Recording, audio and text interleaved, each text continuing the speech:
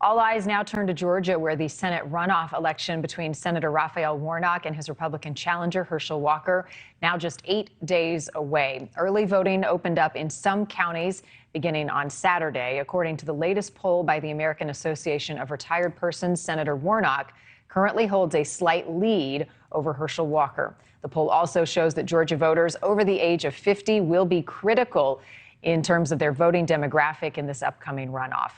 Joining us to discuss the latest on this runoff election on the 6th, Tom Dempsey in Washington, D.C. this morning. Tom.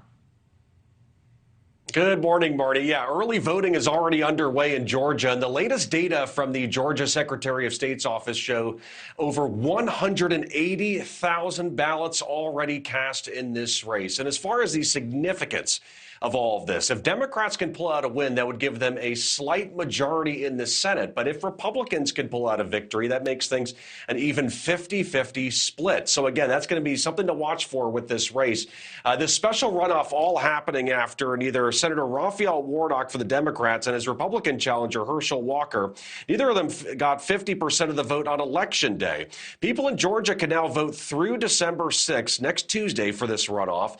If Democrats win a 51st seat in the Senate, that gives the party full control over committees. They also wouldn't need to rely as much on Vice President Kamala Harris to break ties.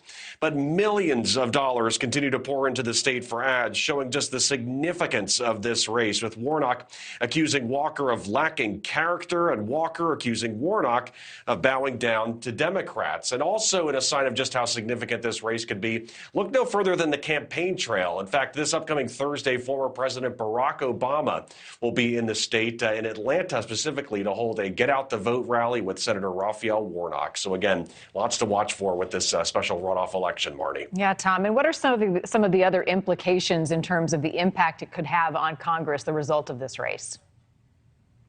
Yeah, well, we mentioned, the full control over the committees for the Democrats. Don't underestimate that. Also, they wouldn't need to rely as much on Vice President Kamala Harris to break ties.